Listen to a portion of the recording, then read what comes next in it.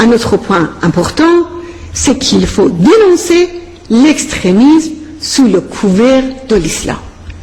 Ni cette histoire de Daesh et de califat en Irak et en Syrie, ni le régime du guide suprême en Iran, ni les décapitations par Daesh, ni les mises en croix des sunnites par les agents des mollahs en Irak, ni les agressions à l'acide des femmes en Iran n'ont aucun rapport avec l'islam.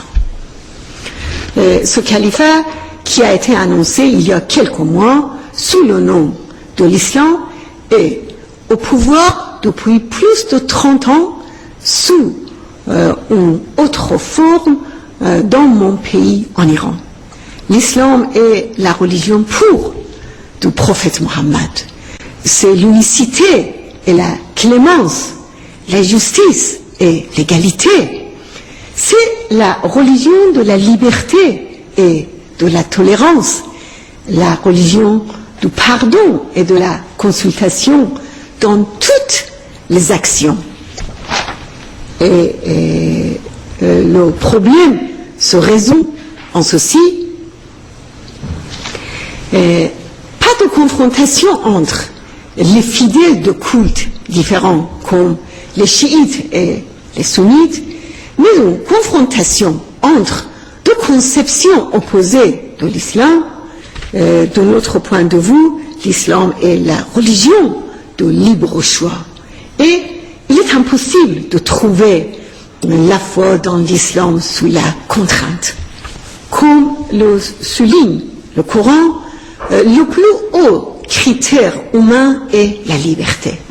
C'est pourquoi tous les êtres humains de toute origine ont été créés libres et égaux.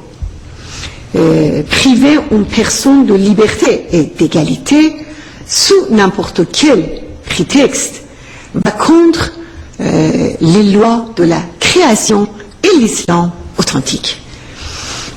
Les lois misogynes s'opposent aux valeurs de l'islam.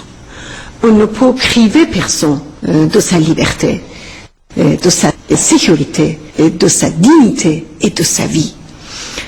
On peut seulement sanctionner une personne dans un tribunal équitable fondé sur les lois internationales.